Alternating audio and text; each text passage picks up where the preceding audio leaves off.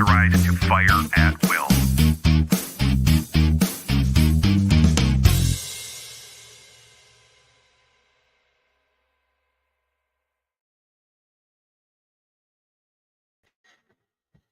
Hey, thanks for stopping by, man. It has been, it has been a week and a half already. I did an impromptu show on Monday, a drive time dialectic brought to you by Minnesota State Patrol and Trooper Shane Roper for killing Olivia Flores back on May 18th. And then I did another impromptu show after breaking news about Trooper Shane Roper's track record with wrecking vehicles and his incredibly poor driving skills, negligence. On Monday night, Olmsted County Attorney gave us some breaking news on Monday night or Tuesday morning about finally charging the trooper. But yet, surprise, surprise, the trooper is still not in jail. He's still sitting at home, still getting paid. And so that's been the start of the week. And I've got stuff going on tomorrow. I got stuff going on Friday. But you're going, TC, what on earth does the past two shows have to do with tonight? And you guys know I'm incredibly good at linking, but not as good as my guest Austin is. Austin is a wonderful linker in the right ways. He talks about what some people would call conspiracies and should we say corruption. That's about the best way for me to describe it without taking the bravado from him as how he describes things. And we just won't do that. But while I'm waiting for the audience to build so that you guys can actually see Austin and hear from him, I'm going to do all of my shticky stuff that I do every time we do a show. So like, subscribe, share, whatever. Smash the like button. I think I just said that right. Smash the like button, right? Yeah, that's it. But anyway, hit the like button, hit the subscribe button if you haven't, and then look for that little button down there that says join. And if you haven't picked a level of support yet, you should, because the content's going to keep coming. It is a strange world we live in where government malfeasance, the malfeasance of the state, keeps just giving me gifts just over and over and over and over again. And I will continue to talk about those. And we are going to stay on top of this Trooper Shane Roper story as this moves forward, because as you all know who watched last night, I have predicted that he's going to be offered some sort of plea deal. And so we will be covering that. Now, once again, if you haven't shared this out, do share it. And if one of my moderators, and like right now, it's almost all moderators watching, so you guys, you're doing good, but share it out more, please. We need boost this up in the algorithm. If one of you could go find a link to Austin's podcast, I think he's got it on Spotify. Austin, if you can hear me on Spotify. Yes, he's nodding, yes. So I keep my guests in the green room, and then I just talk about them for like 20 minutes, 30 minutes, and then I bring them in after I've ruined their popularity, because that's the only way I grow in popularity is by outdoing everyone else. But if you could go find the Underclass Podcast and I had the link in the description of the video, but for anybody in chat who would like to go look it up, you guys are going to love his content. And you're going to love what he has to say tonight about why he does what he does. If you are the kind of person who has had friends, family member, coworkers, politicians, local law enforcement, FBI, BCA, the CIA accuse you of being a conspiracy theorist, if you've dared to talk about Operation Mockingbird, if you've ever talked about astroturfing, if you've ever talked about paper clipping, if you've ever talked about MK Ultra, if you've ever talked about child trafficking, what did I do? I self-edited. I self-censored there. If you've ever talked about any of that stuff and you've had people look at you and go, what are you, some sort of weird kooakook? You know, one of those weird Q people. And you've had to adamantly deny that you were a Q person because we all know about the Q people. uh, but if you've been accused of being one of those or being one of those whacked out conspiracy theorists wearing tinfoil, I just so you guys know, there's no tinfoil under the beanie. Just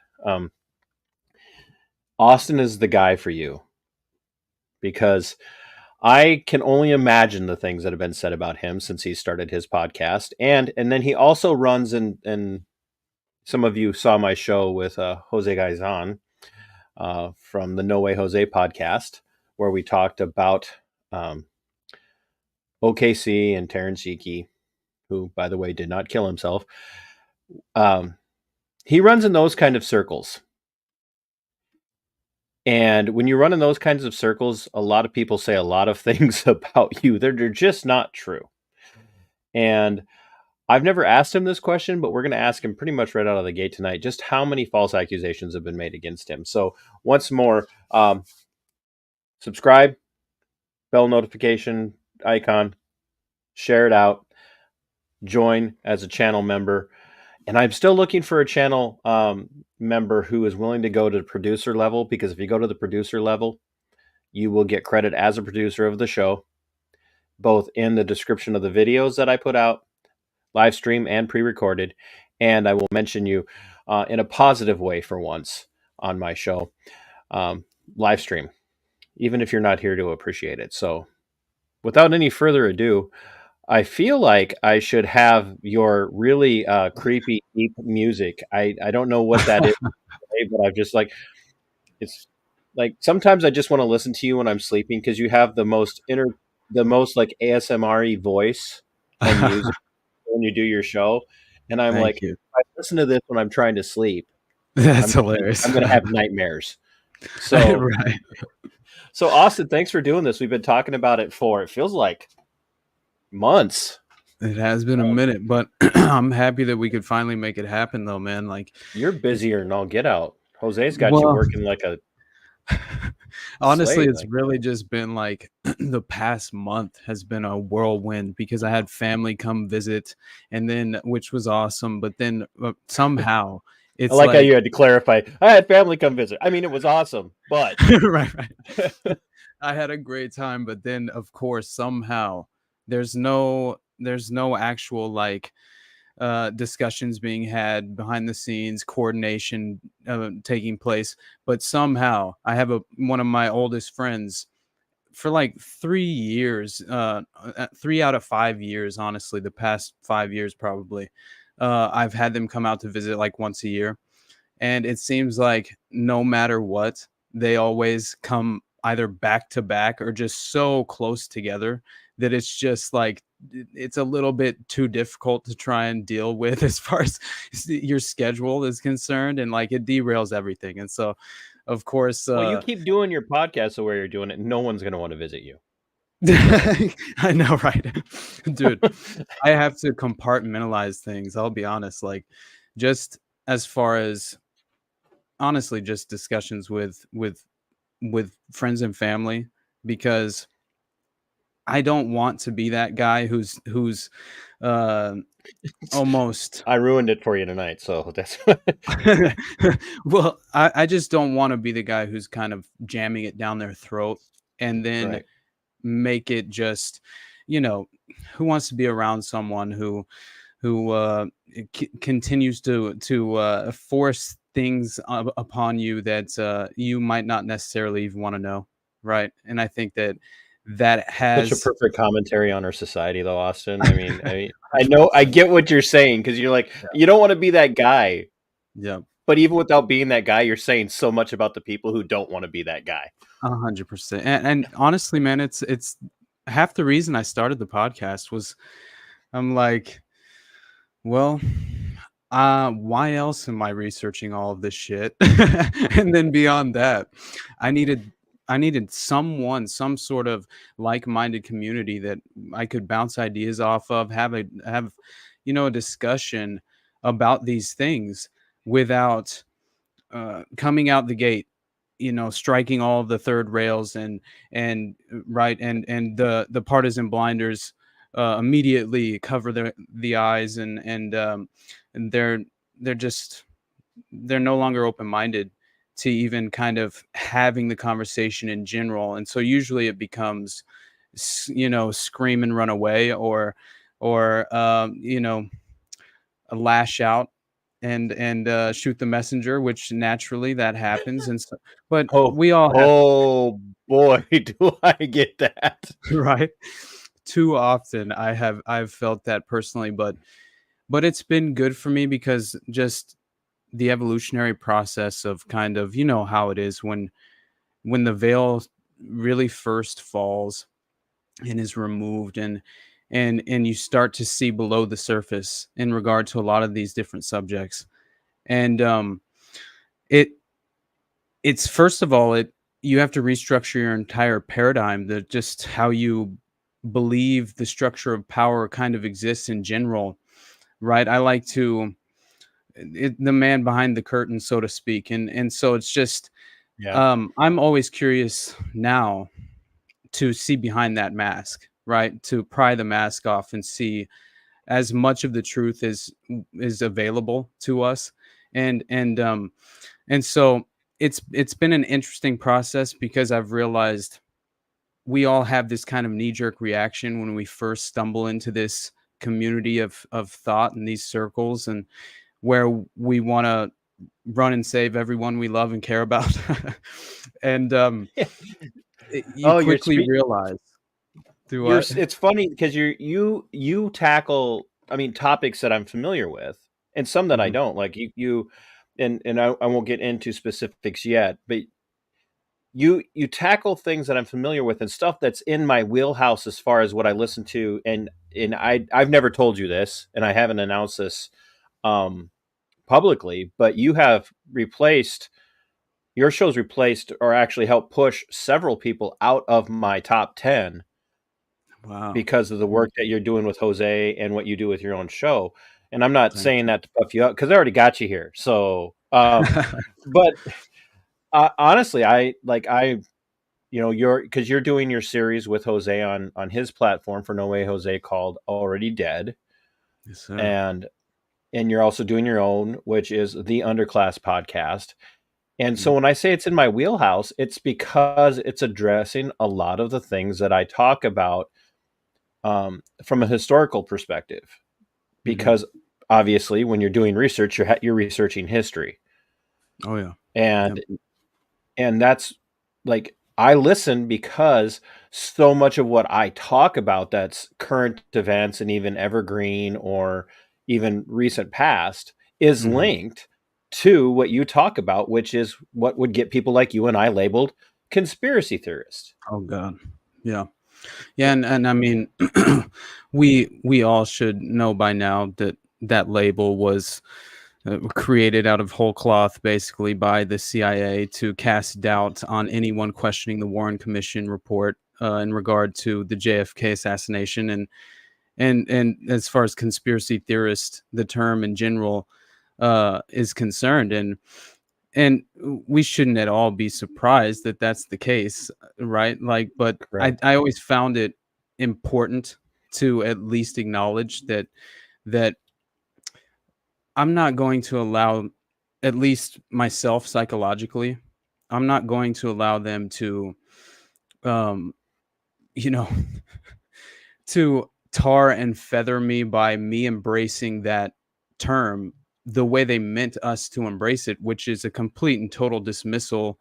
And it's used to discredit any sort of line of thinking that brings into question the role of the state, and especially the intelligence community, in regard to most of these, a lot of these domestic operations, which, in my opinion, in 1963, that was a domestic coup d'état, and in broad daylight. And I always kind of put it in the terms of, I like to use like reinforcing examples, and I really love to use like I kind of like to frame certain episodes just philosophically with different Yeah. ideas that kind of like set a theme, almost an underlying theme that will almost come full circle at a certain point. And I don't know why that is, but it's something I always wanted. And one of my goals when I started the Underclass podcast was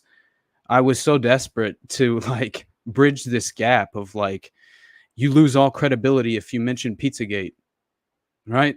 And like, and I've I'm seen just so I often, have to check to make sure there's nobody at my door now that you've said that. So right? I, It's crazy, man. And covering things like the Vegas shooting, man, I did a Spaces, the only Spaces that I ever did, and because I had no idea what the fuck it was. It was like so long, 6 hours or something, and but it was with Mayor Kate and Maze Love, I think is the other girl's name, and I forget the other host, but they were really cool people. Mayor Kate's awesome, but anyway, and Clint Russell jumped in the chat for a minute because I had already done the Vegas shooting on Liberty Lockdown. did you fanboy? You fanboy, didn't you? Hard, dude. I love Clint, man. He's the best, dude. It was so much fun, and it was surreal, honestly, because that was like within the first like couple months of like whenever Sam had me on Tinfoil Hat and I talked Yeah. Ruby Ridge with him. It was really just Sam's a special person, just how open-minded he is, how willing he is to platform people and have a discussion with almost anyone if you seem to be just have good intentions, right? I think that's the ultimate thing. He seems to be kind of in the mindset of law of abundance, and there's always enough seats at the table, and why would we want to isolate why would we ever want to keep someone else from flourishing as long as they have Right. proper intentions and No, their heart's in the right place? Yeah. it's a problem in this community. When I 100%. say community, I'm talking about people who we would probably share a ton of socio-philosophical and political philosophies with. They get a Right. show, and all of a sudden they get some traction, and they gatekeep. like no one can come close, because if anybody comes close, it might steal my audience. And Mhm. like I'll have anybody on. Yeah. I've had Clint, I've had Spike Cohen, I've had Jose, I've been working with you to get you on. I'm working with some others to get them on, and I don't care if it's somebody that's got 30 million subscribers. I'd love to have Right. them on, because Definitely. it's funny the number of people there again in the community who have massive audiences that people in my world, my audience, have never heard of. Mhm. And so you'll notice I've on the chat. I don't know if you can see it on your end, but I've got the Mhm. chat going. And I got like the Angry Vet Yeah. and Veterans Affairs Media and Jugalassis, and there's others watching, and um, who are predominantly in a part of the liberty movement that is focused on First Amendment and cop watching. And I'm like, I want them to know guys like you. I want them to know guys like Jose and Clint. And you all have massive followings compared to me. And but I also will have them on, have people on who are like either have tiny little shows with no Mhm. audience at all to speak of, or don't have any shows at all, because I want them uh, to have the ability to access an audience that they would never have had a chance to expose others to, or be 100%. exposed to. And And plus, that's like how we grow the yeah. movement. Yes, and the added bonus of just a like-minded, open-minded conversation with another person that again, it's like the law of abundance is so necessary just as far as a perspective in general. Just I don't I don't enjoy wallowing in self-pity and being mired down in lashing out over some sort of dispute and character assassination attempt. I don't really engage on social media like that. I should honestly just post in general more, just to try and grow my audience even more so, but just Well, I out of promise you strategic. at least 7 or 8 people will unsubscribe from you after being on here. So. Stop it, dude. Oh my god.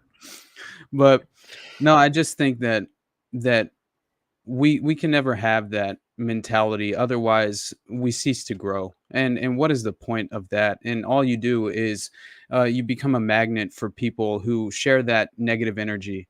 And I just I would like to insulate myself from that specifically, because I think that I really kind of thrive on positivity. It's something that, because I can very easily become overwhelmingly negative, and it's a place I do not enjoy as far as the place to reside psychologically. It's Well, it's I a was miserable I was just gonna existence, say you spend I can relate, and here's why. Not there again, our subject matter is it's not like vastly different, Mm. but there is a difference in what you're covering versus Some what of I'm it's covering. dark, brother. Some And of it, like, but yeah, almost everything that I cover and everything that you cover is incredibly dark. yes, And when you spend so much time, people do not understand when you're covering this stuff how much it weighs on you.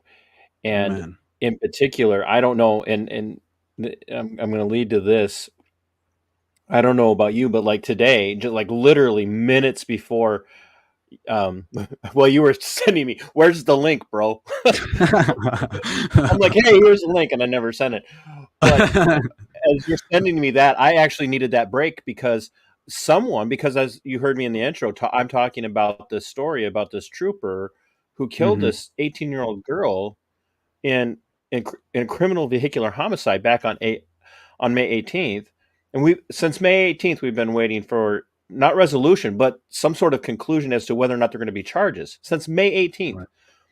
Jeez. And I finally put out feelers over the weekend saying, okay, I've had enough. I want people to message me. Tell me what Right. you experienced, what you saw, that witnesses. And they came out of the woodwork. And on Monday, I came out with my story, That's breaking the awesome. news about this trooper's record. But, Mhm. and I know you've been through this, boy, did the attacks come. I'm And sure. and literally right before I started with you, I had a gal accuse me of using terrible slurs against a guy when I was working as a deputy in the detention center, related to Wow. his sexuality, and Oh of my having god. killed someone. Like literally, What? because I'm covering a story about a trooper who killed someone. This person came out and said, "Hey, weren't you named in this lawsuit and had to go to court to defend yourself, and now you killed someone and you're going to go to jail too?" I'm like it. This is the darkness that comes Yeah. with what you do when you do what we do.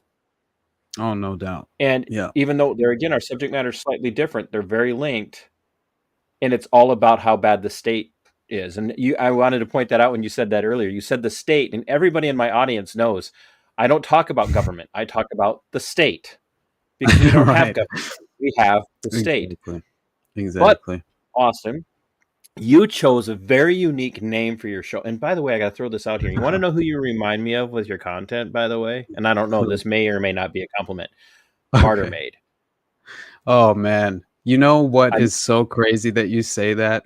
One of my best friends, he when he first heard my podcast, right as I had created it, I sent it to like 5 people closest to me. And the first thing he said, because I had introduced him to um Fear and Loathing in the New Jerusalem back in the day, like I don't know, 10 years ago or something. And I was hard to just believe because that episode or those episodes have been around that long. I know, right? But Because anyway, I interrupted. So oh, it's okay. I'll never forget. going through the process of finding Dan Carlin in Hardcore History. I bought every damn thing he ever did. I listened to, honestly, his World War I series is one of my favorites. But I listened to everything, and his Genghis Khan a series, everything, and it really was something that I cherish. But then through him, I found Daryl Cooper, and my God, growing up where I did in Northwest Arkansas. And it was such a valuable experience, and I cherish it as well because I grew up on this 35-acre farm, and my mom was a horse trainer, my dad's a truck driver, and it was very valuable, and I was raised kind of in this vein of evangelical Southern Baptist, very much Christian Zionist. In that vein, and I hate to put it that way because it's not altogether negative, and that's not how I'm trying to classify it. I got you. Yeah. I don't want to be insulting, mainly because what's the point of that? But also, I value it very much. Like I at the very least, I credit that experience with, and clearly my parents with kind of helping me with this moral, ethical foundation that I very much have relied on my entire life, and I am very grateful. Which drives for that. what you do. Yeah, 100%. Yeah, and so when I found, because I had kind of my own ideas already when it came to, I was very anti-war inherently. It's kind of natural. I think I always had a problem with authority. I kind of got into a lot of problems with just in school, just constantly getting into trouble. I mean, I'm lucky I graduated, honestly, because I did not enjoy going through public school, and so it felt unnatural. It felt and then you come to find out the Prussian school model and the See, we're gonna start. You can't take us down one of your deep dives on this show. That's but for real, I mean, it's like you find out about the Prussian model of the schooling system in general, and then you find out about how they co-opted using the General Education Board and all these other teachers association and all this other stuff strategically as far as how to co-opt these groups and compromise them.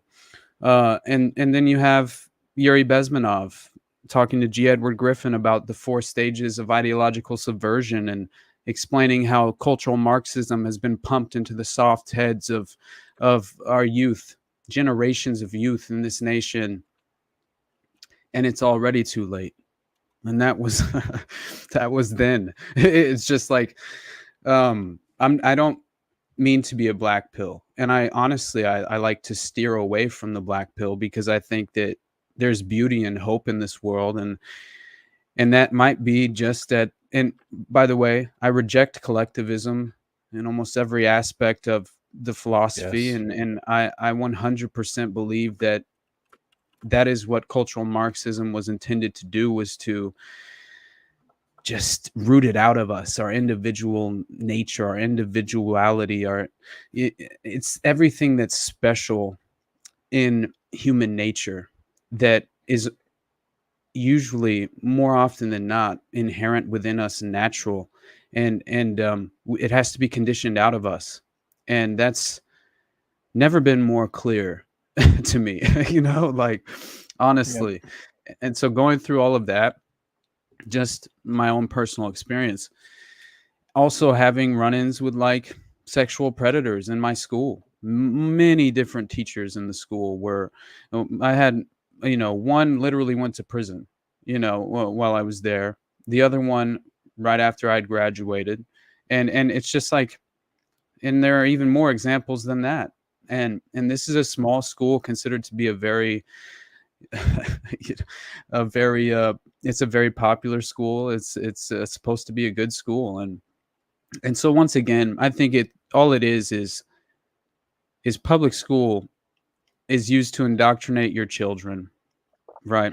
And and and drive a wedge in between them and honestly the generation that came before them. Usually is how it proceeds for the most part. But yeah, I'll get to the Martyr Maid series. When I had found that, it was very important to me because I needed an in-depth, detailed understanding of the Israeli-Palestinian conflict, but from a perspective Right. that was very objective, coming from a perspective on both sides that clearly, right, it's like the half of the first few episodes are kind of laying the groundwork for what had happened to the Jewish people as far as their oppression was concerned, leading up to the formation of Yeah. the Zionist Party and Theodore Herzl and all the Zionist atheists, right? But Well, go ahead. I'm gonna derail your thought process here Go because ahead, man. you're doing exactly what I'm imagining happened. You started listening to Daryl Yeah. and others, and I Yep. can hear the wheels turning in your head, and people are hearing a less refined version of what you do on your show right now, and that's a compliment actually. Your show is incredibly refined, which is, like I said, why I can listen to it at pretty much any time and get so much from it. But Thank you, man. you're doing what I can hear happening in your mind, because this is what happens to me. Once I get started on something, I can't stop. I cannot stop. Yeah. And and people, and this is not an insult to anybody because it's probably more of a commentary on our stability. Once you get latched onto something, you have to get to the bottom of it. You have to come to some sort of resolution on it. And I can Yeah. hear that in the content that you put out. And so I'm imagining you listening to Daryl on, especially with Fear and Loathing in the New Jerusalem from Martyr Maid, and I can hear your wheels turning, going, this guy is speaking my language. Mhm. And that's what appealed to me when I started listening to you, is like, you're speaking my language. And there again, maybe from a different angle, but you're speaking my Mhm. language. But the Thank you. one thing that has always got me when I'm listening to you is, Mhm. why the underclass? What is the I I think wanted I to, understand it, but yeah. I want my audience to hear and understand why you call your podcast the Underclass Podcast, because I think it's going to be eye-opening for a lot of people. Well, I know that I ran across that term, the underclass, when I was doing my episode on eugenics.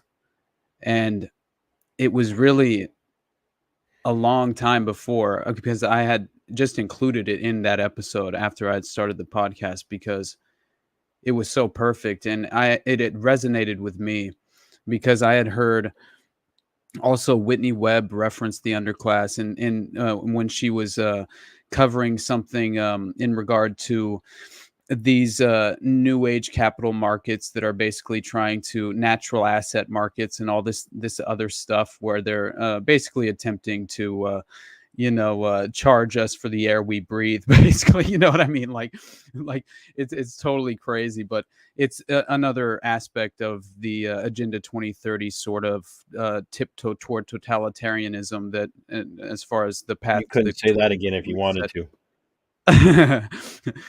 it's just, honestly, I just think that when I heard the reference, it was basically in this Malthusian vein of eugenics and the Committee of 300, and they view us as this swath of underclass that they can direct and steer into their aims and goals.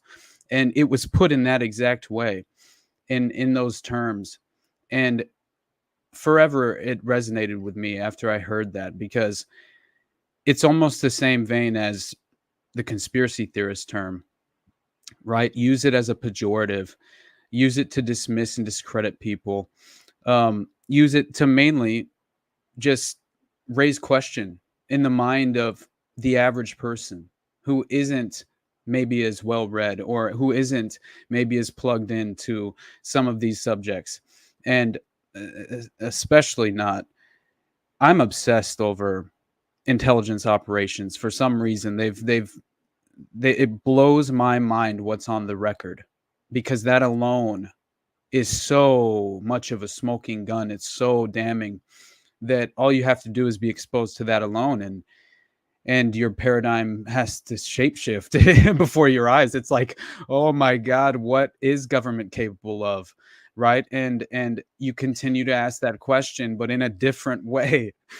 And more Right. and Well, more and then you find out that everything is an intel operation. So that's what I'm saying. yeah, What isn't a psychological operation? What isn't some sort of intel op and so really that was mainly it. Was I wanted to repurpose the term they use for us, because we are right. vastly, and also I think it's something that I didn't want to play into the culture war and the political spectrum.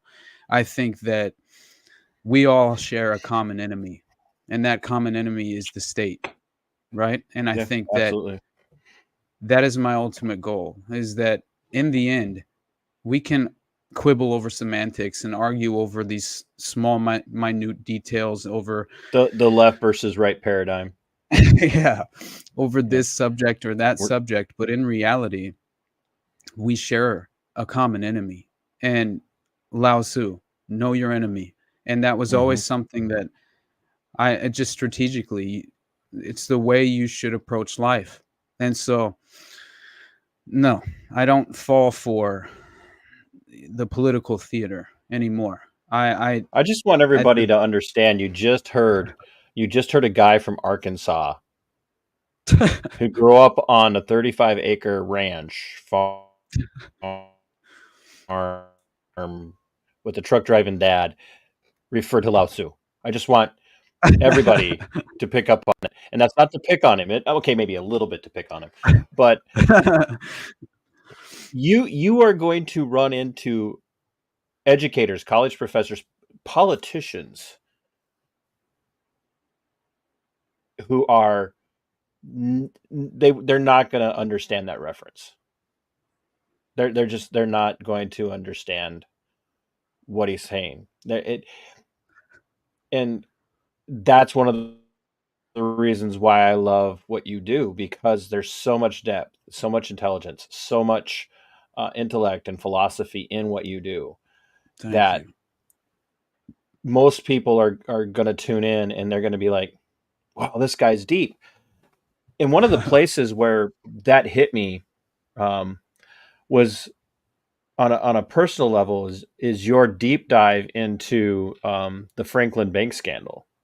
Oh my God. And the reason why that hit so close to home for me is I grew up 50 miles from Omaha when that was all going on, because that was what, 80. Yeah, I mean, 80 let's see, I can't recall the exact thing 83. right now. I think it's You probably 84. still have all the documents. Yeah, and let me see, 88. That's when the Yeah. raid happened, I believe. But yeah, the rumors of the SA that was going on in Omaha had been screaming through that area for years. Oh, Everybody God. like, you don't go to, like, don't let your kids go to Omaha, Oh my God. and then when that broke, I'm like, wow, I grew up that close to it. And then I'm hearing you talk about it, and the depth of intelligence and intellect that you brought to diving into that subject matter. To me, I was like, folks, this is what it. I don't even need to know how much education this guy has. It doesn't matter to me, because Thank you. I'm afraid. I'm afraid that a person with too much approved education wouldn't do this kind of work. Right. And that's what I'm, I'm so, maybe enamored with. I don't fanboy anymore. I stopped after I had Clint and Spike on. Right. But if I could get Tom Woods, I might fanboy a little bit. But That would be awesome, dude. yeah, or Dave Smith maybe. Right. But Dave would be great. I'd even settle for King of the Cucks there, Robbie Bernstein. Hey, But man, Robbie. Yeah, I love Robbie the Fire, dude. He's so funny. the thing about, or the reason why I'm so enamored with what you do is, like, you're just a dude. You're just a guy. Like, Right. I just mean it. And it's anybody who really wants to put their mind to something like this is not beneath being able to do it, really. Right. I agree wholeheartedly with that, man. And I think we are always our own worst enemy when it comes to overthinking, overcalculating. I gave myself every excuse in the world. I don't have the equipment. I don't have this. I don't have that. And in reality, it was just me providing roadblocks. So I couldn't achieve something worthwhile. And no, like I want to achieve something, but that mainly it was just, I felt like more than anything during COVID, I'm, out in Los Angeles, right? In Long Beach. And so it was a crazy experience, right? And the traffic was amazing. I can rival that. I'm in Minnesota, so we were Okay, yeah. There you go. We were right there with you, bro. 100%, brother. But I think the worst of it was just the isolation, feeling, and then the philosophical isolation. I felt so alone in every way. But even with my own friends, even with people that I love and care about, that I just couldn't have conversations with, right? I couldn't, it was almost impossible just to even have a basic interaction.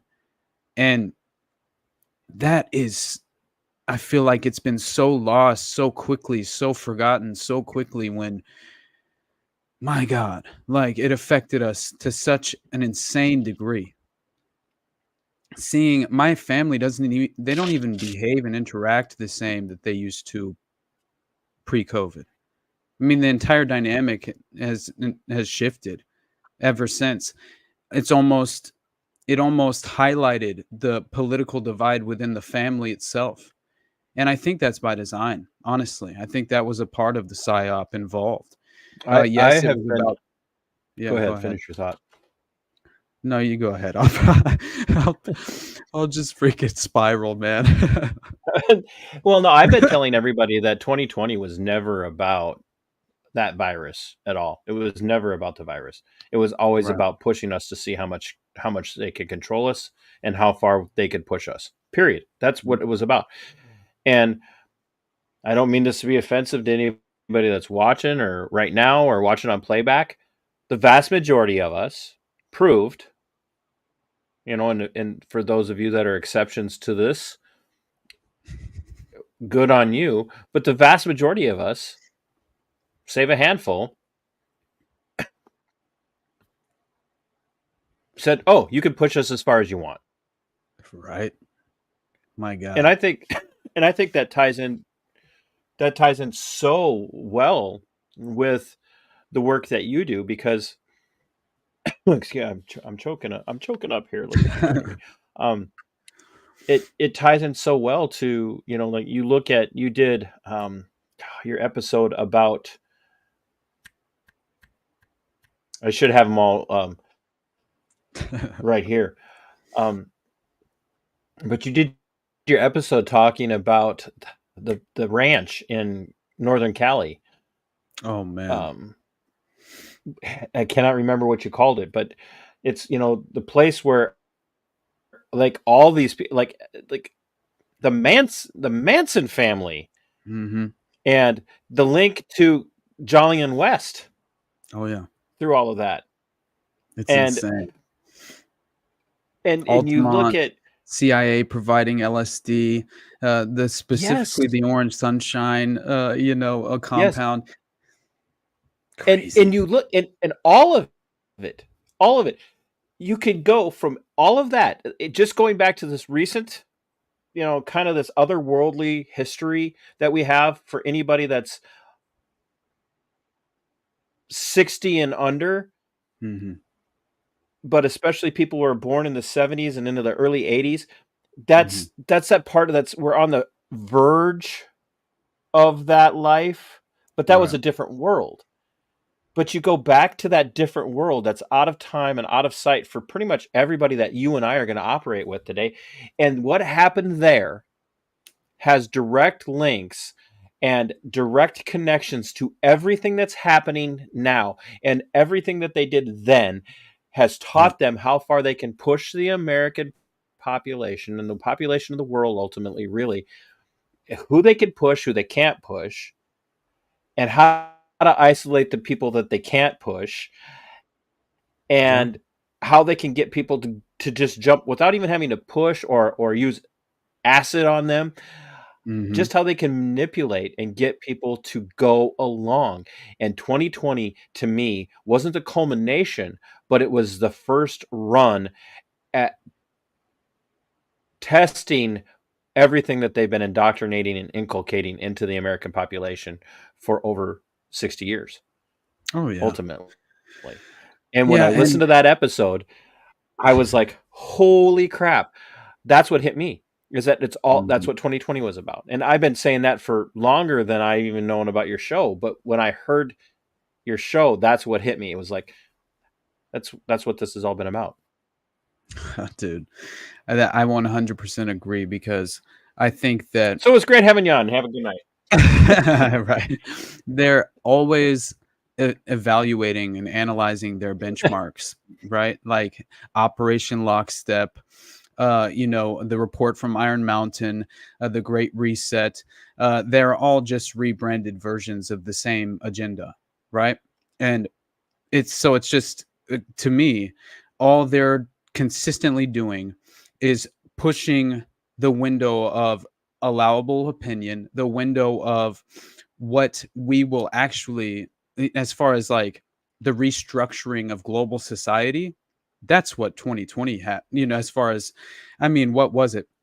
You had like the president of Belarus is like going out publicly saying that the IMF and the World Bank threatened him after they first attempted to give him a bribe to enforce all of the lockdown mandates and lockdown, yeah, entirely. And so he refused, came out and publicly with this information, and then they try to attempt a coup d'etat in Belarus, and he has to all of a sudden rely on Putin now more than ever to hopefully ward off this attempted violent coup in Belarus, with all these trained Yes. mercenaries coming over from Ukraine, of all places, which is just so crazy. Well, and that's it. They're just pushing everything.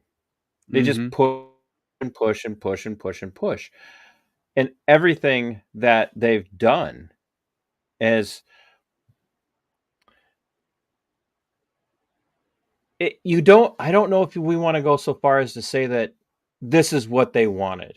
Does that have a goal? But I don't necessarily think that, you know, right now here in 2024 with a pants crapping Democrat presidential candidate Oh my and god. like literally a pants crapping, not just Yeah, like dude. he crapped his pants in the No, debate, like shit his literally a pants pants. crapping candidate. Yeah, in front of the Um, Pope. um, Yeah, yeah. but but also another candidate who I don't know how else to say this, but like, is he better than Biden? Oh Well, man. my dog is better than Yeah, Biden. yeah. What are the standards here? I have potentially illegal chickens in my backyard who are better than no. Biden. That's right. That's Right. that's not a stretch. Like, No, not a stretch at all. not But at when your all. option is just better than Biden, what are we Right. really saying? And that's, and you look at him, right? You look at the option, the one other option, that we've been given. Here's your menu. Would you like cyanide or hemlock? That's like when you look at your 100%. option, the other option is a trained media operative. I mean, that's what he is. He's playing a role. But no, 100%. he's the best thing since sliced white bread. What did you think of the structure of the debate in itself? Because I felt like that alone was just a symbol of, in my opinion, it seems as if Trump is clearly meant to be the next president. And I think that's by design. I think that really, if anything, to just see the CNN moderators lobbing him softballs, seeing there was no audience. They have them side by side, right? So Biden and all his gaffes and glory is so obvious. And also the way that they treated Biden seemed almost as if they were setting him up to fail the entire night. And then you go and witness the George Stephanopoulos interview on ABC with Biden having a gaffe yourself to that? Well, I didn't watch the full thing, but I for sure watched at least. I did not. I watched most of it though, and it was fucking rough. Yeah, it was terrible, but it was so funny. I could. That at a certain point, I'm just laughing because I just don't even care anymore. But I just wanted to. Honestly, I watched it yesterday, right before Already Dead, because I was trying to. I wanted to finish a part that I hadn't, and then also my wife was with me. I was like, "Look at this shit," and I had to let her watch it. It was so funny, but yeah. So to me, he and also to have Stephanopoulos, who was clearly he's like a former Clinton staffer, he's within the establishment. He's playing his role, and but to have him kind of running a hard line on Biden.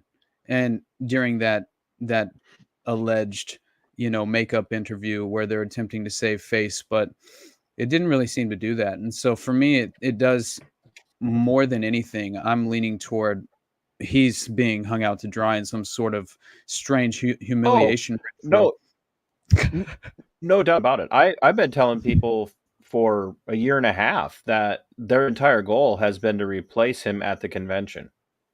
That makes so much sense. Their entire goal. That's what I was envisioning a couple episodes back. And it's going to be your governor. Oh, dude. I know he'll be involved. That was my initial thought was Michelle Obama, Michael Obama, and Gavin Newsom.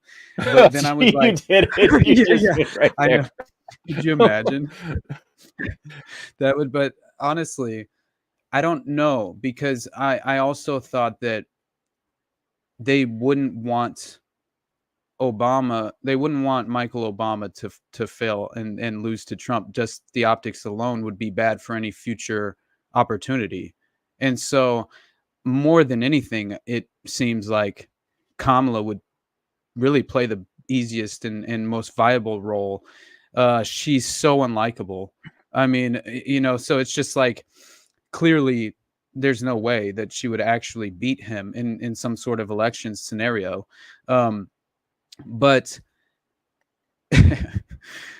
yeah, I just think that I really do think it's gonna be your governor, because nobody really knows anything about him. They really don't. I mean, everybody's like, "Oh, don't count."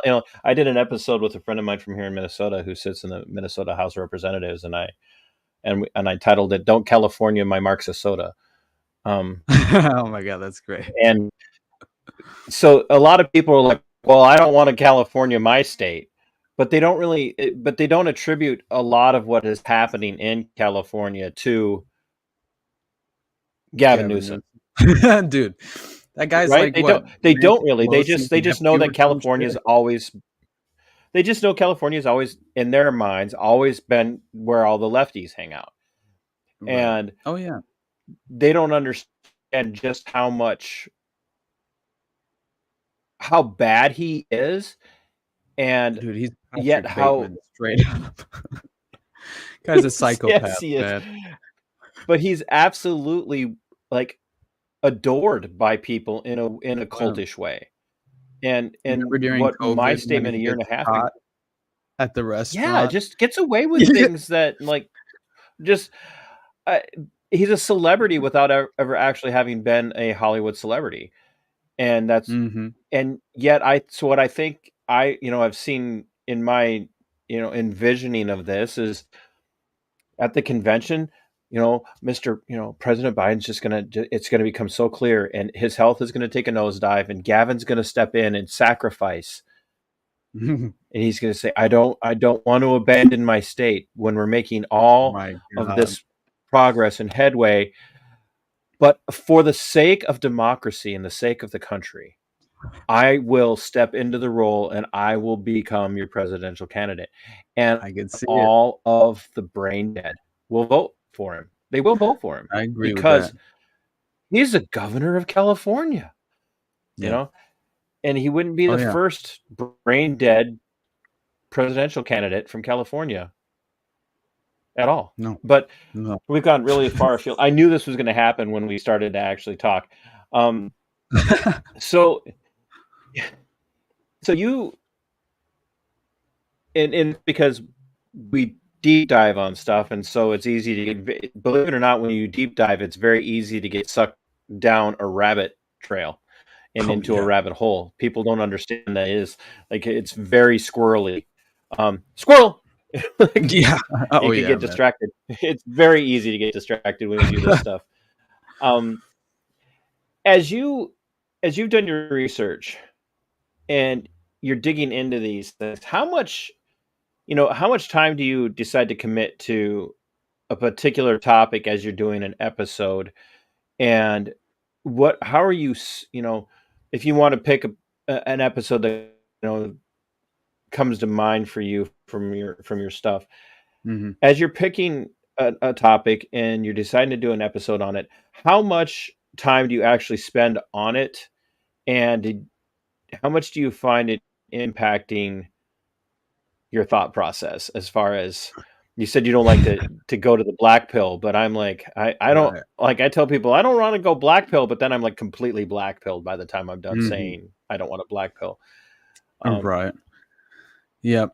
I really I tend to spend like every waking moment for the most part into to forming thoughts, at least like listening to interviews, listening to different like I'm trying to always hear different perspectives, different authors that have written about it who are conducting interviews over their books or whatever the case is. Then I'll get one of their books, and I mean with Watergate, I spent like I read like 4 books on Watergate, man. Like it's absolutely ridiculous how much there are out there too, but there really are like 4 very important books that I think kind of get to the heart of the true story. And there seems to be, and that of course is like a huge event. And so it was so the spotlight on that event was just at maximum level. So it was clearly there's like over 100 books on Watergate, but at the same time, you never know what you're going to find. Like usually I try and trace some primary source material as often as I can, get some sort of court documents or FOIA requests or something that help with it. Like for example, the Finders case. It was really awesome to read through. You're talking about the Finder's Cult. Yeah, the Finders cult. Yeah, and it was really important for me to read through everything that you know what's damn it I'm the name of the of the agent who was involved in breaking the finders wide open is escaping me right now. I'll I pull it up can't here in a moment. imagine why you probably only have 5 million names in your head right now. So Dude. every time you ask me a name, I'm just going to go Jolyon West.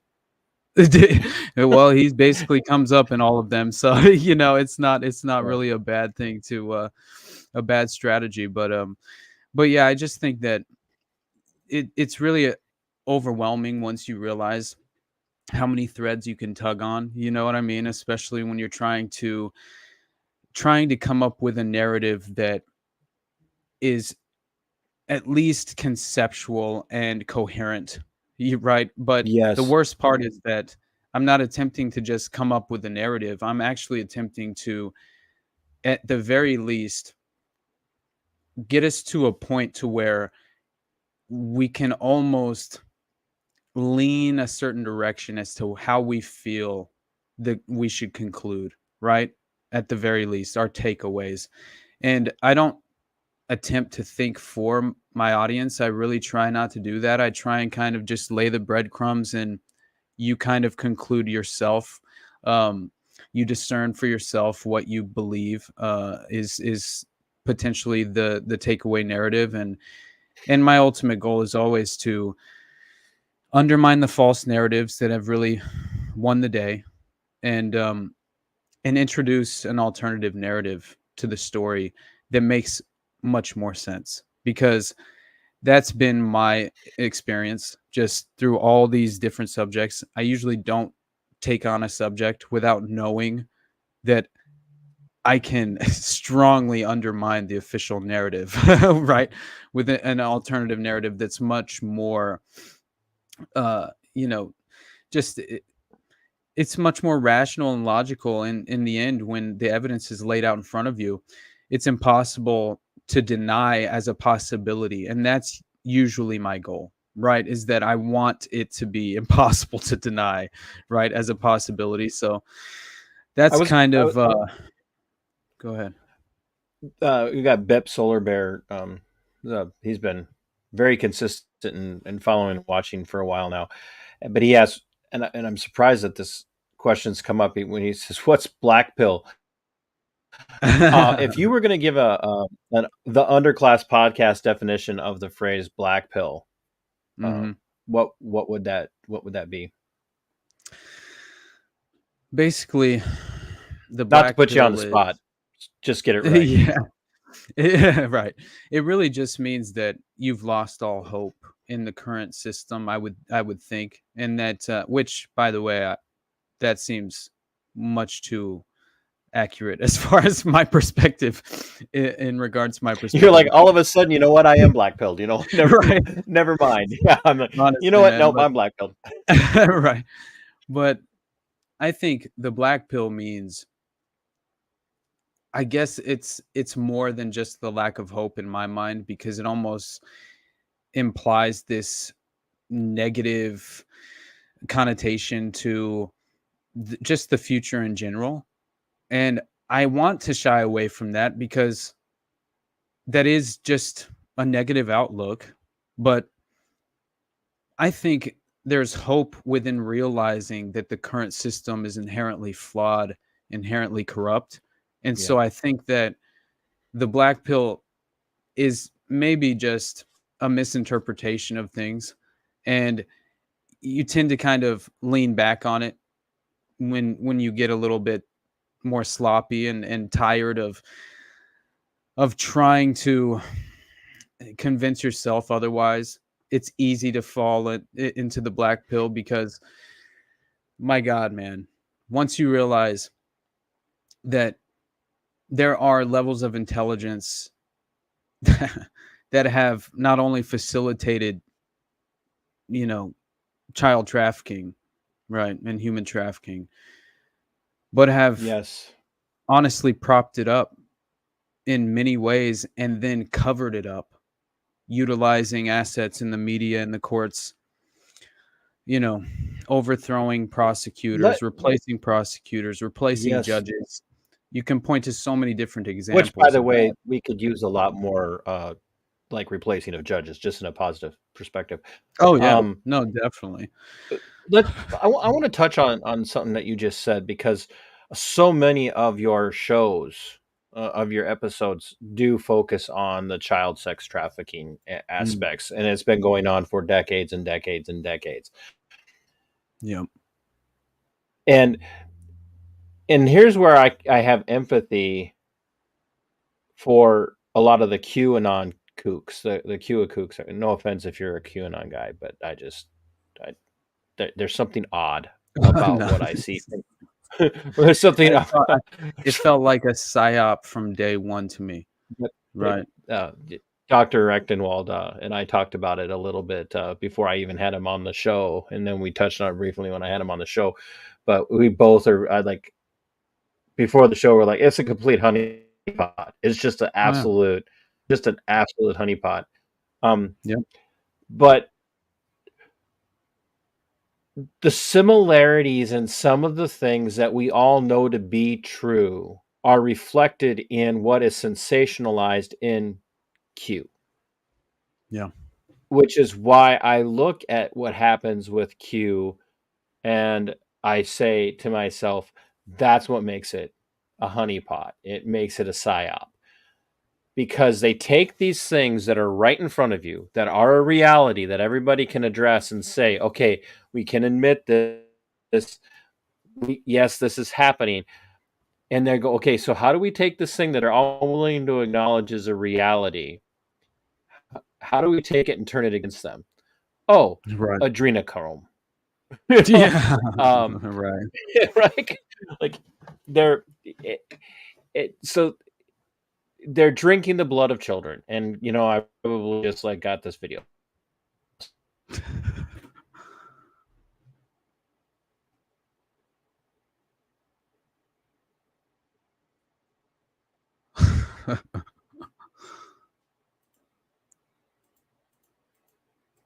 Did I lose you, brother?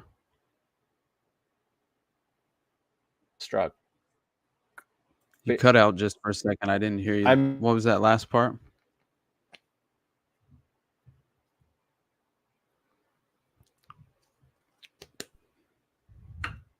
There we go.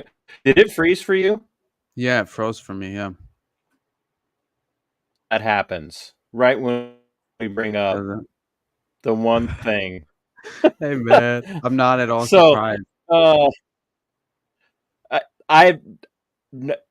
The last several episodes I've done just sitting here like this, no problems. But tonight, all of a sudden, are you serious? That's so yeah, funny, I'm man. not even kidding. Wow, sounds like something you and Jose would have happen. Right. No, and by the way, it was Ramon J. Martinez was the U.S. Customs agent involved in the Tallahassee incident, the finders, right? We were frozen that so long, you could look it up. Yeah, I looked it up. 100%, dude. But it was bothering me so bad. I just relied on his work and I really admire that guy because his character was entirely assassinated, and they railroaded his entire career for refusing to take no for an answer and refusing to compromise his honest investigation into what truly happened. And when you had the CIA involve themselves and shut down that investigation, that's what happened, right? And there's a reason for that, because Marion David Petty, who ran the Finders cult, was deeply tied to intelligence, and they were utilizing the same airline that, it's just that Epstein is, so it's just like Air America and Southern Air Transport. It's the same story. Yep. Again, pattern recognition, the playbook. It's these recycled tactics that just reappear over time. And it's really not hard to identify anymore. And especially when you've read about like the black hole of Guyana and Jonestown, one of my I think that might literally be my favorite thing.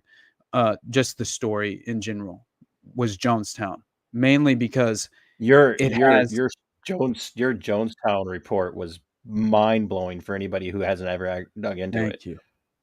It blew my I- mind. I'll tell you that much. That's the craziest story of all time. It's just one of those things that everybody's aware of Jonestown, right? Everybody knows about Jonestown, but you don't know. There's so much more to know that you have no idea what you don't know. Exactly. It's outrageous, man. And go ahead. Well, I'm trying to keep you away from talking too in depth on your own stuff because I want people to go to listen to your stuff. Okay. I want them to go and listen. So it's like when you have a book author on and you're like, no, don't tell me the whole book, like right now. Like, yeah, I get it. like, for sure, man. And then you do get someone on and you're like, no, tell me a little bit more. No, if you want to know more, read. Like, you're missing the point of why we're doing this. Like, right. I want you and Jose do your weekly show, Already Dead, which is it's been so much fun, man. I can't remember I love who you're referencing. Who are you? The reference to Already Dead is who is that to? Who said that? Well, it's basically, Malcolm X says it in the very beginning, and I love that edit. It's so great, man. And it really is a great name. Yeah, you can't kill me. I'm already dead. Yeah.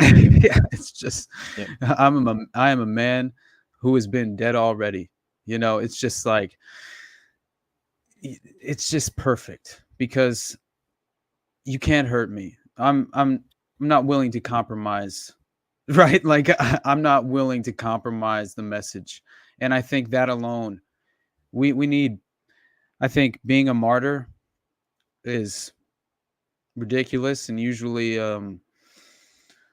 not worthwhile ever, but but at the same time it's just like you have to have that mentality, the mentality of a martyr.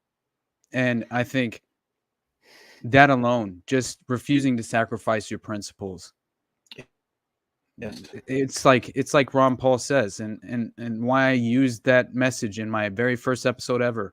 Truth is treason in an empire of lies. And that was what my podcast, what I wanted it to be. This is the place to come to not be concerned about what you can and cannot say. No. Like, we don't do that here, right? I'm not trying to instigate violence or anything of that nature. I'm opposed to violence. I'm anti-war. I'm basically philosophically in line with the non-aggression principle. But I think, more than ever, it's so important to push back against censorship, and just doing the show with Jose has just been, it's been a blessing, because it's helped me come out of my shell a little bit, because I'm such a perfectionist, alone, solo, doing my stuff in the room, by myself, that, it's necessary for me to scratch that alternative itch that I don't unfortunately get to experience, on my own until doing this show. And so I think it's been very valuable. Plus, just having conversations with other people in the circles that we swim in. It's been surreal talking to people like Ken. Like talking about we swim in. I don't swim in there. I don't swim in the same circles you swim in, bro. I'm sitting on the side of the kiddie pool with waders on, trying to wait for somebody to pay attention to me. You're here, dude. I would take a tenth of your traffic, bro. If I could have like just 10% of your audience on a regular basis. But anyway, no, I know what you mean, and I say this a lot because I mentioned I have a lot of the people from the auditing side of the liberty movement that tune in and I'll watch, and a lot of my support comes from them.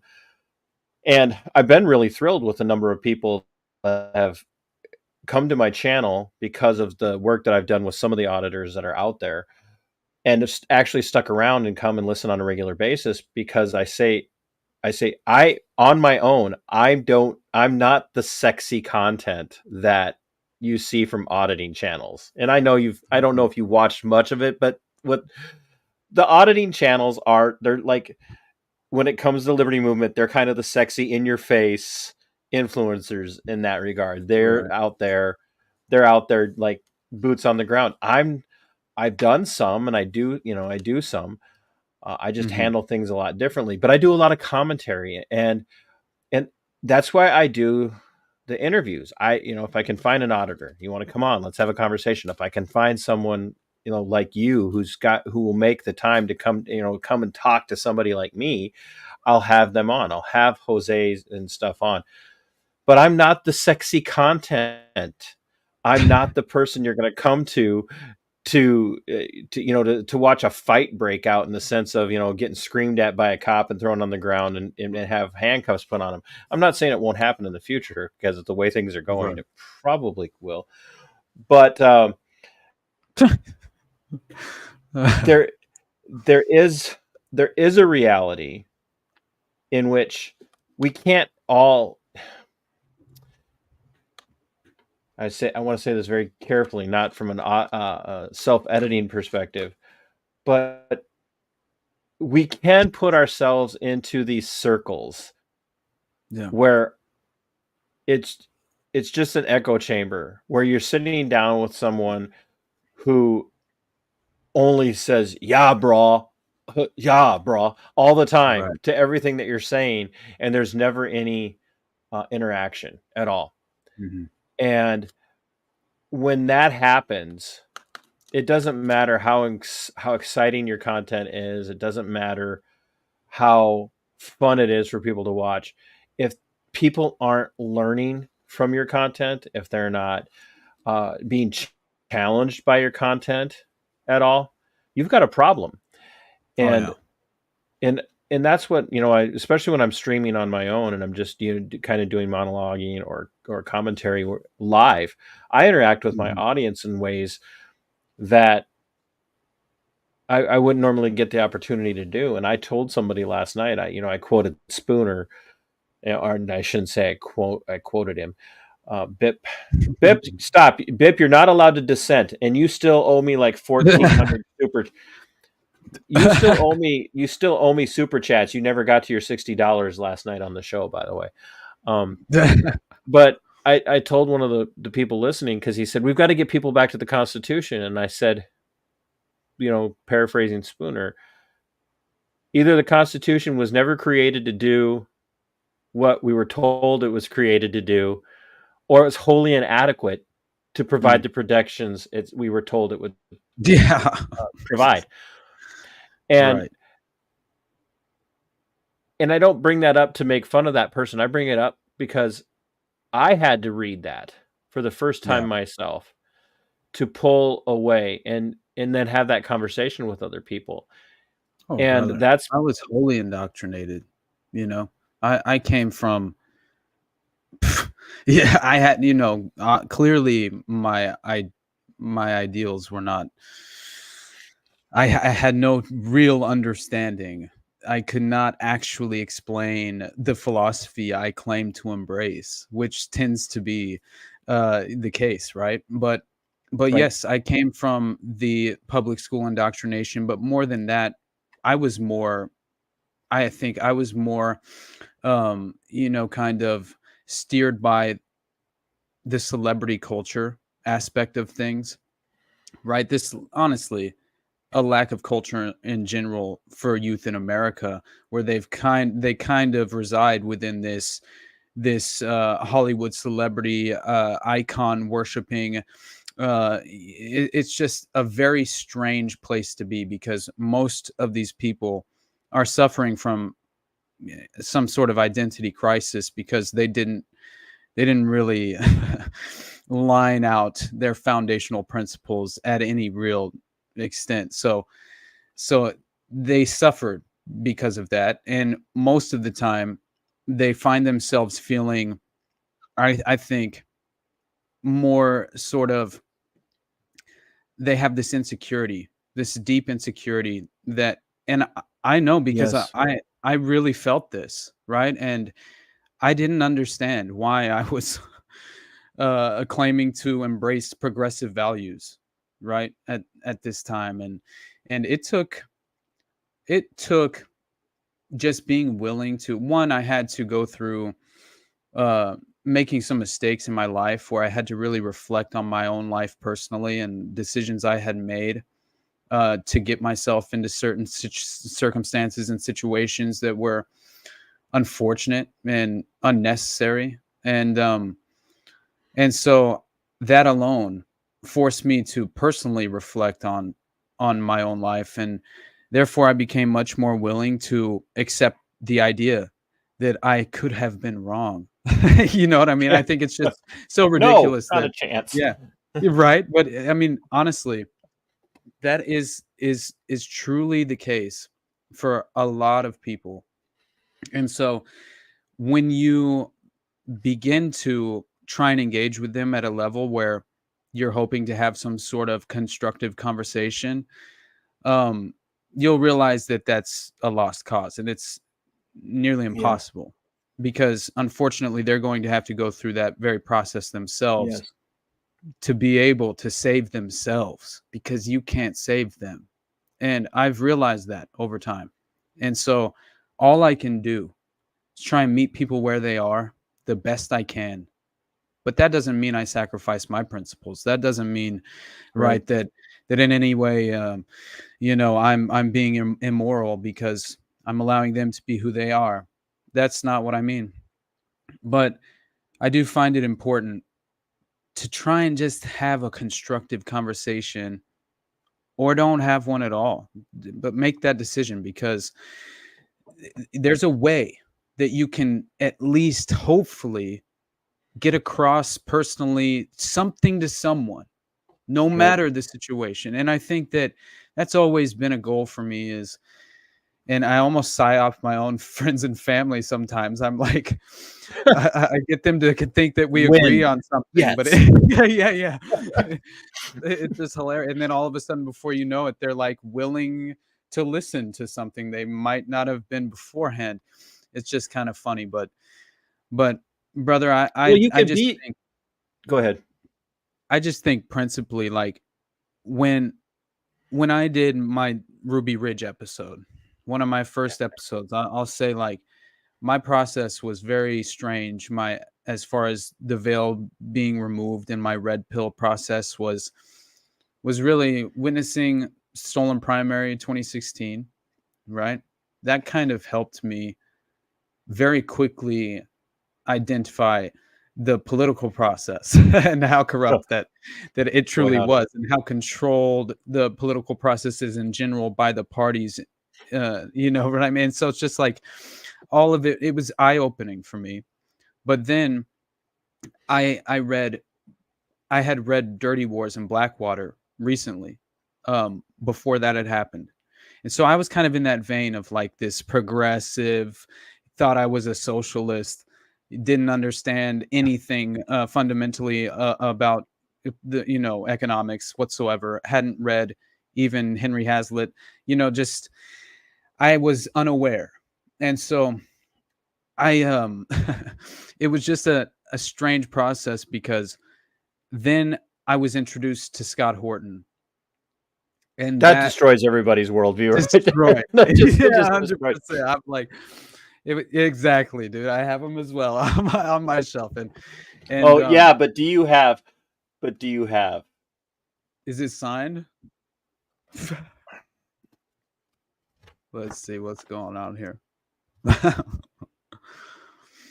Personally, stop it. That's awesome, brother. That is in so person. Cool. Scott's one of my heroes, man. That's my flex right there. That's awesome. I hosted the emceed the Defend the Guard rally up here now twice. Oh, did you really? Yeah. That's I emceed that. Man.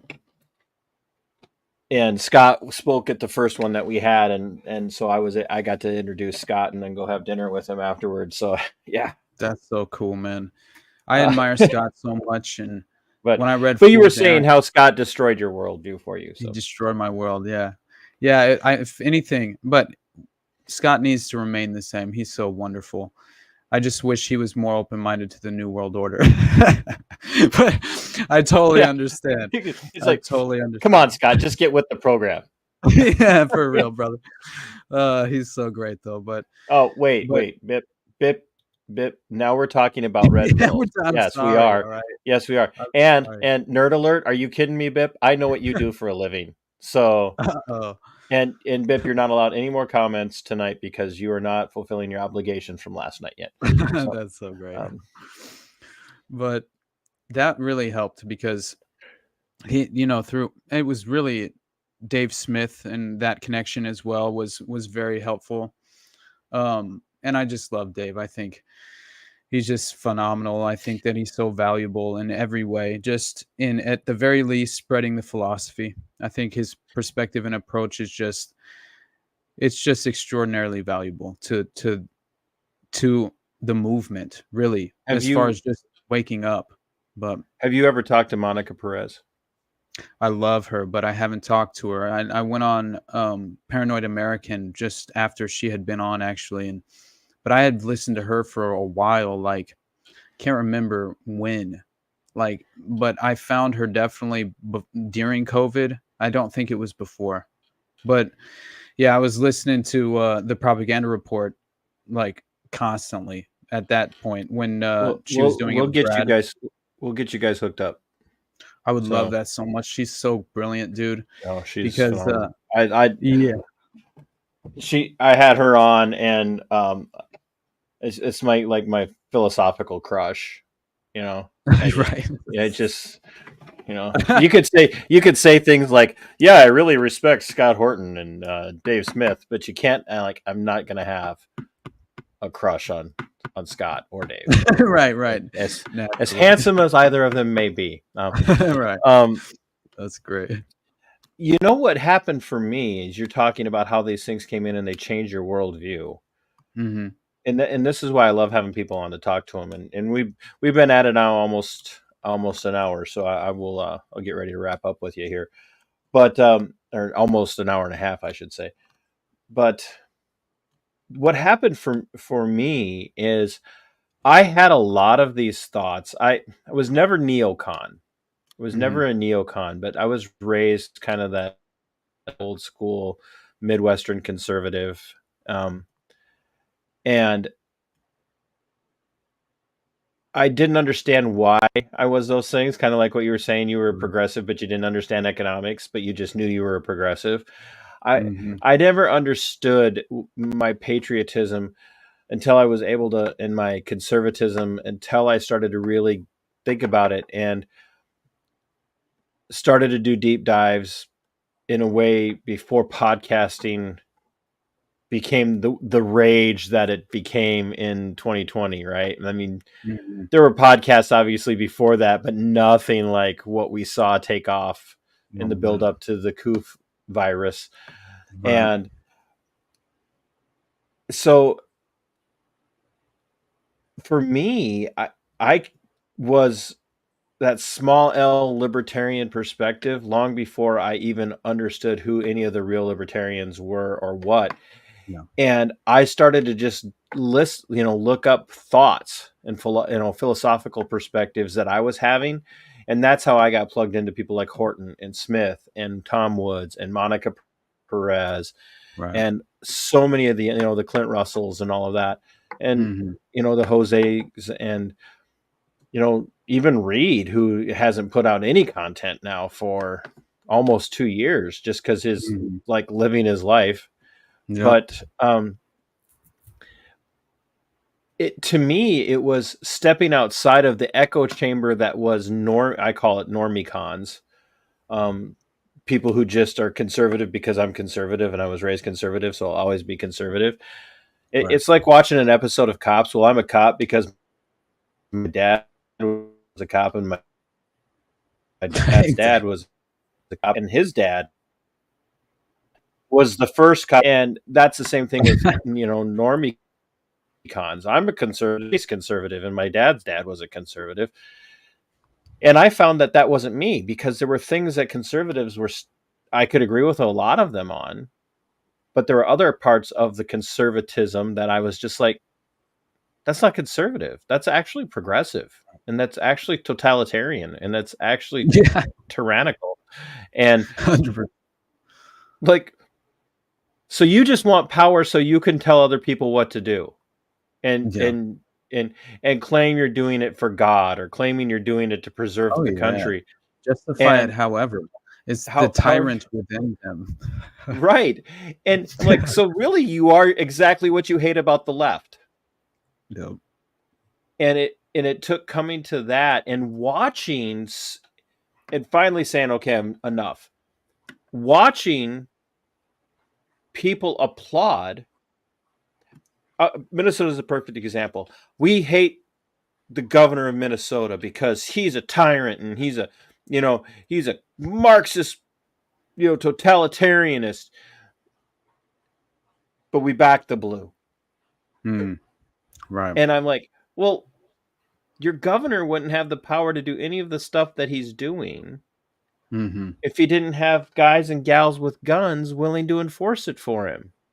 Well, you sound like you're blaming the cops. I'm like, I'm literally telling you the standing army that our founding fathers warned us about is literally driving around in a squad car in front of your house waving at you.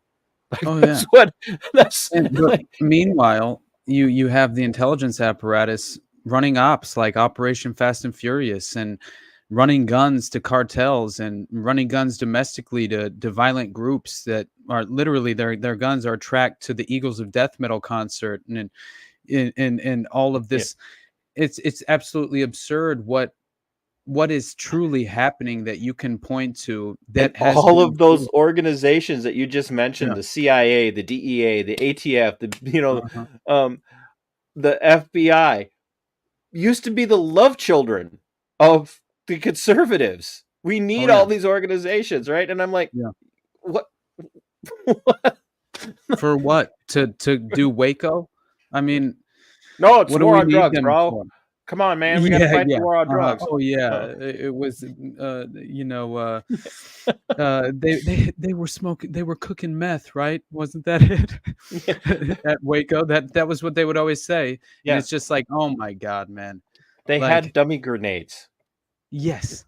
I know. Dummy grenades that, It's like so you could, like ridiculous. the ones you hang on your walls, like in case of complaint, pull pin, that's My what they God. had. Oh my God, man. So I just don't tell me what your guys' next episode of Already Dead is, but do give me a hint at what you're working on. When's your next personal episode coming out, and what's a hint at your big project that you're working on that people are gonna love to, if it's their first chance to listen. Well, I know right now I'm definitely leaning toward this. I'm reading this book right now.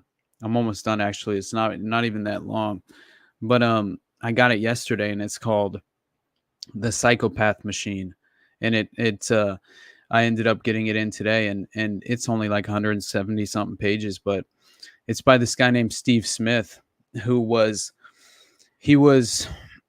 basically a victim of MK Ultra at Oak Ridge Hospital for the criminally insane in Canada, and just hearing what happened there under this Dr. Barker, who was running the operation there, and knowing it was all funded through this CIA sub project that was all involved with MK Ultra and the McGill University, and everything that happened in the Montreal experiments with Dr. Ewan Cameron, and so this guy, he basically wrote this book outlining, it's pretty much in the form of a biography, but he's outlining his experience and in the 8 months that he was in Oak Ridge, but then also the years of investigating that he did. He was tied up in the courts in Canada with like 28 other plaintiffs, just attempting to shed light on all of this and hold these people accountable, these medical experts who tortured these people. But another thing is that a part of it was, he claimed they were using Oak Ridge and using these various MK Ultra behavioral modification techniques to create Manchurian assassins, mercenaries, who they would then utilize in the field. And they would utilize them, for example, there's one whose name You're giving away your whole episode right now, so you're doing exactly what I told you not to do. This is what I do, brother. You can't help yourself. You can't help I can't yourself. help it, man. It's so fascinating. What are you going to call the episode? So I'm stopping you so you don't ruin your own content. What are you going to call the episode? More than likely, something to do with the psychopath machine, for sure, because it's a good name. but I'm gonna have to figure out some play on words that it might be a little more than that. But that's I know the that one you're diving into. Do you got anything coming out? I didn't even get a chance to check today.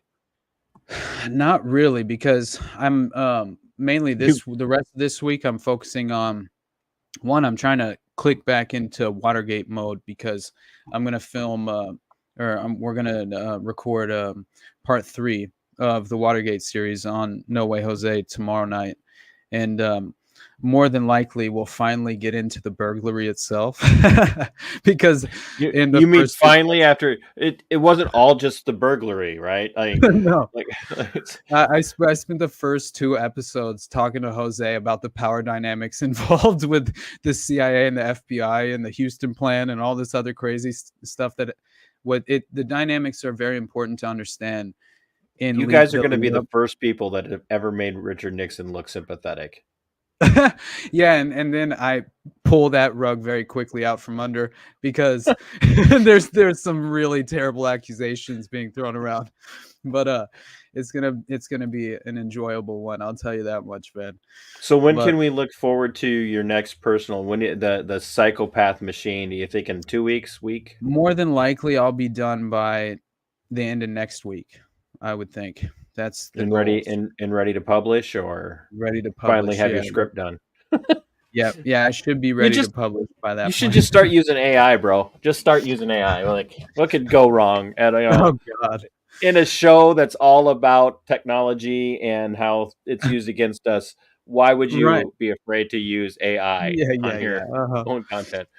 And I have to say, go ahead. No, I was just saying that one of the things I've just been just passionately obsessive over recently has been, I don't even know if it really has been that recent, because I will say my very first episode was MK Ultra, and then MK Ultra tends to be this common thread that resurfaces all throughout a lot of my episodes. So I think it's just something that I know that MK Ultra never ended.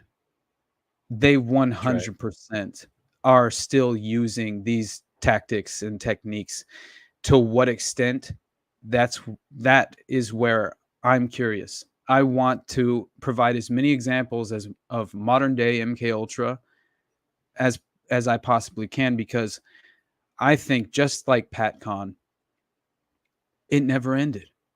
And when you point to things like when you point to things like William Holsinger, right, who's just consistently explained, which was Congressman Leo Ryan's aide, who just perfectly explained that MK Ultra never ended when he read that penal colony, right? It's just like he said that this was what he said. Congressman Leo Ryan's aide, William Holsinger, feared that the CIA might have been running a covert operation at Jonestown so sinister it would shock even hardened CIA watchdogs.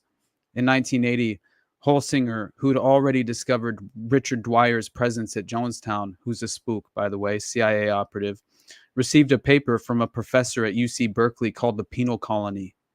This paper detailed how the CIA's mind control program, codenamed MK Ultra, was not stopped in 1973, as the CIA had told Congress during the Yeah, you guys know why I love him. This is what I like. I know he's reading from his script right now, but this is why you got to listen to him. This is why you guys have got to listen to, because this is what he does. He sucks you in. It's just like it's disgustingly good, is what it's like greasy fried chicken. You know you shouldn't, but you're gonna rub it all over your face trying to eat it all. Thank you, man. So and this is just a thought. I want to hear sometime in the future. I would love to hear you do a deep dive on Lavoy Finicum and the Okay. Malhern game. And you know who Lavoy Finicum is, I would imagine, to some No. degree. No. No. So you need to look up Lavoy Finicum, because I think How do you spell think this? Lavoy? I'll message you. Okay, all right. I'll message it to you. And I've got I have a friend in Texas whose son was with the 82nd Airborne at Fort Bragg. I think we're supposed to call it Fort Liberty now. Jeez. Who died in the barracks at Fort Bragg. And Oh, wow. there has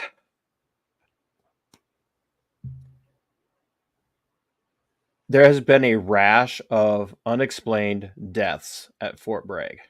Yeah, I remember hearing about this. I read a And little bit about it.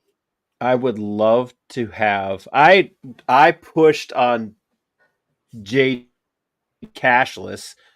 That guy's so damn busy. Ken Silva. I know Ken, man. Yeah. I just He's had him so on great. last Monday. I did watch that. I enjoyed the hell out of it. Oh, He's a well, good thanks. I one, didn't know man. you had a chance to watch. Oh But yeah, I watched it. I saw Tim Tuttle in the chat. yeah, that's like I'm I like, love that Tuttle's dude. here. And he subbed live. That's so great. Like here, I just subbed, bro. I'm like, oh, Tuttle's. That's hilarious. He's so great. He sent me something during the James Holmes episode I did about the Aurora, Colorado Cinema 16. He sent me a fucking thing about the LIBOR scandal and Adam Lanza's dad. Yeah, and I'm like, you son of a bitch. This is too good. It was great. Yeah. But I would love to see someone like you or Ken. So now the race is on, because I'm going to tell Ken. I'm going to actually I'll Twix this out. I call it Twix now. I'm going to Twix this out. The race is on between you and Ken to dig into Fort Bragg to find out what's going on there, because I think it stinks. Oh yeah, there's something is happening. This is not just. These aren't just coincidental. No, so absolutely not. Especially when, I mean, you remember when I did the witch hunt narrative, and you have that MP, that military police officer Albanosky, who's on the grounds of the Presidio. Yeah. Yes. And my God, brother, it's just more goes on. The Presidio episode too. I mean, it wasn't the Presidio episode itself, but it was. Folks, you just got to go and listen to the Underclass, because I guarantee you, when you plug into the first episode, you will listen through all of his content in you will binge listen. And the link to the show is in the description of the video. It's phenomenal content. So those are your challenges. I will send you I will send you Lavoy Finicum's name. Those are your challenges, and now everybody's going to be looking forward to your next episode coming out on the Psychopath Machine. Any I don't know, not final words the way I normally say it, to any final words. Anything you want people to know or to think about as you leave us for the evening, and I talk bad about you when you're in the green room? Right. Honestly, man, I think I'll leave you guys with this. I think that it's important. Like I said, I use kind of like, I'll try and set an underlying theme for at least most episodes that I cover, and I know that when I went on Tinfoil and I did the Ruby Ridge episode, I mentioned this because it always resonated with me, and I put it in my Ruby Ridge episode as well. And like I said, man, once the veil was removed, my instant red pills were Ruby Ridge, Waco, and OKC, because Maybe it's because I related with them so much personally.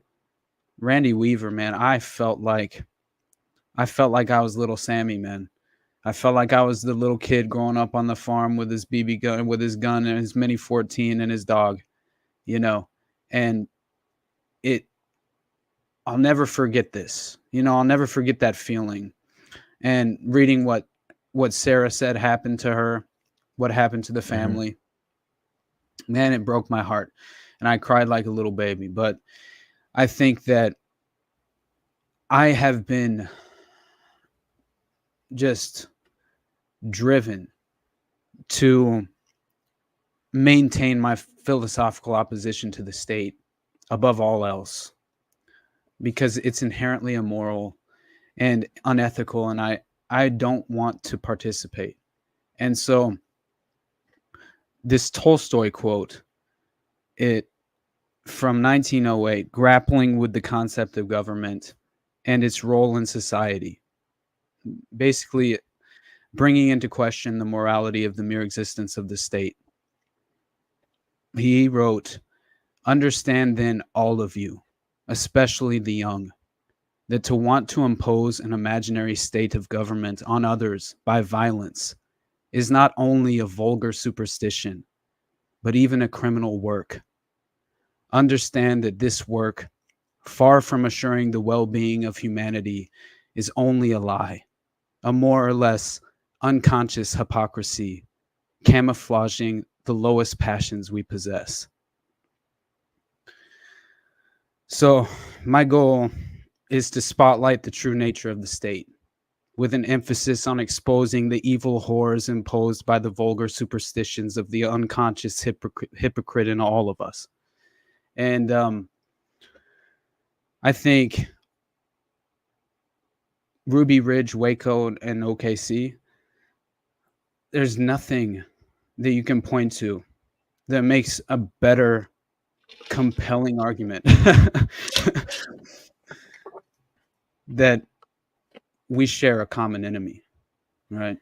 Yeah. So thank you so And much. they are not concerned about whether you're left or on the right. No, They're they're concerned about keeping you at each other's throats. Exactly. Divide us into these subgroups. We can argue over trivial things, but in the end, only one thing really matters, right? And I'm going to try and more than anything, I want to thank you for having me on, being willing to have thanks for making time for me. Of course, of course, man. I just love having conversations that are open-minded. I don't have to be careful and be overly concerned about offending you or like upsetting your audience. And I got accused of literally killing someone today. So I mean, right, can't get much worse. Yeah, not gonna. That's hilarious, man. Short of calling me a Bernie bro, that was a little jab. I've been there, bro. That's hilarious. Oh man. No, I can't thank you enough for making time for me. I love these kind of conversations, and if you've ever got something coming up that you want to talk about, or you want to advertise, so to speak, or promote, you let me know. We'll definitely have you back on. Awesome, man. Yeah, anytime. I would love to. Especially if you dive into any of those topics that I brought up, I'd love to hear what you find. So absolutely, I mean, it's early for you. It's only what is it, 7:50 there? So you've got, I gotta go make myself something to eat yet.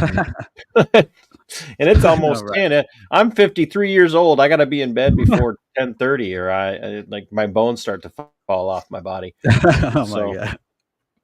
I really appreciate your time, and I'm going to put you in the green room if you want to listen to the end. Absolutely, and I hope that you enjoyed it enough that you'll promote the show. And like I said, I think it recorded on both our ends, so feel free to use it if you want. So thank you, man.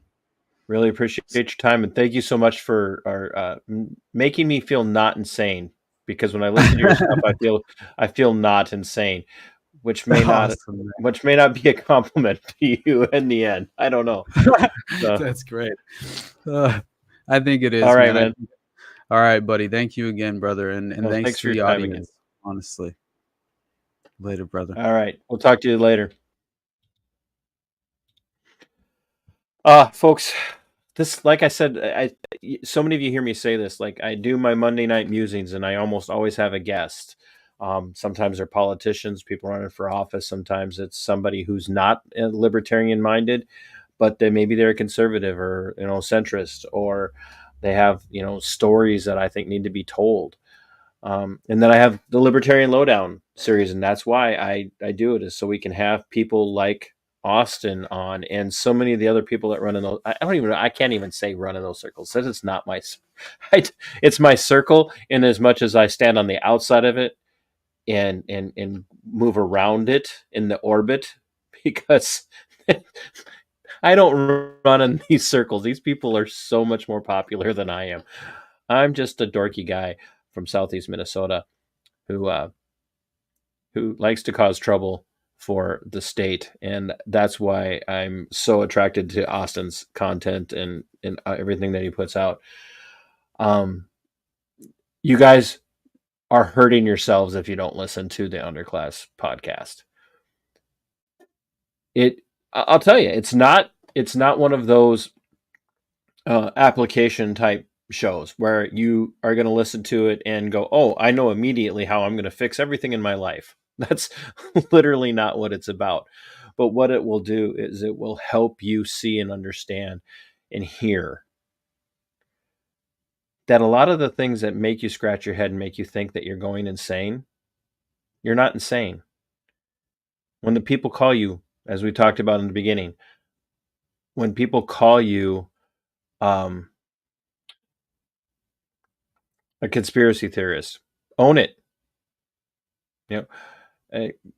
Quite frankly, because you're probably on the right track if that's what they're saying to you. And that doesn't mean that you're not psycho. Some of you might be psychos. I'm just saying. And all of my tens and tens of viewers, so some of you might be. I'm a psycho. I got told that many times since I started covering pretty much every story I've covered. But you're not wrong to question the state. And I've told so many of you that you're not wrong. What would be wrong is if you just took every answer they gave you and said, oh, they wouldn't lie to me, because they would, they have, and they will continue to do so. But the more of us that educate ourselves, the more of us that spend time digging into other people's content and getting outside of the echo chambers of the self-reflective opinions of others, the better off we are.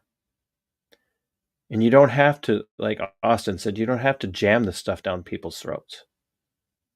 You just have to be willing to drop little truth bombs on people once in a while and walk away and just let them, fester. I was talking to a friend tonight on the phone on the way home from work, and one of the things that he and I have talked about so much is qualified immunity for public servants. But where we see it used the most is and qualified immunity as it talks about cops. And I came to a realization quite a while ago that when you just throw something out like qualified immunity, the Back the Blue crowd hears that and they immediately shut off, because all they hear is stop protecting cops.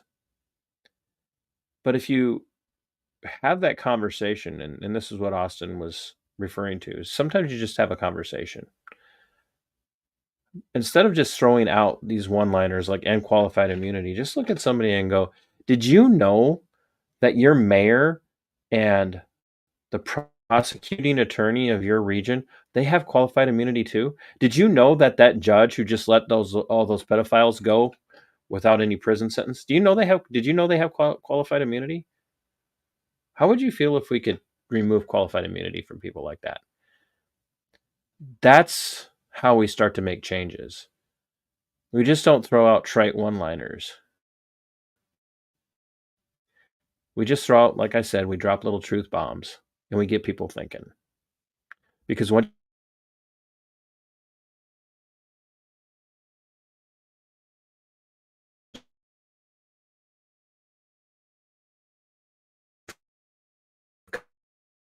there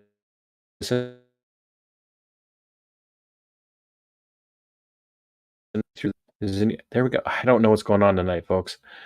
But we can make changes by dropping truth bombs on people and then just walk away and letting them do the work that they're going to do. So before I get any more delays, folks, I'm going to end it here. I want you guys to they don't want people to connect because then they can't control. Yeah, that's pretty true. I'm gonna end it here tonight because it seems like the powers that be keep trying to interrupt the show. So I'm gonna end this like I always do, my friends. My friend Monica, one of my viewers, for me. Freedom, it is yours. Fight for your freedom because I see you. Until next time, sic semper tyrannis.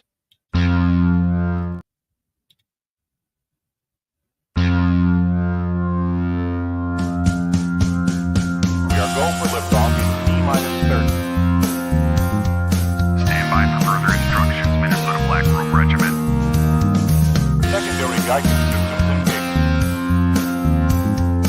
Minnesota Black Robe Regiment, it will be on my mark.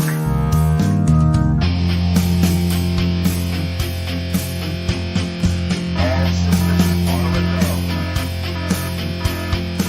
All systems on a go. Minnesota Black Robe Regiment, you are over the target. You are authorized to fire at will.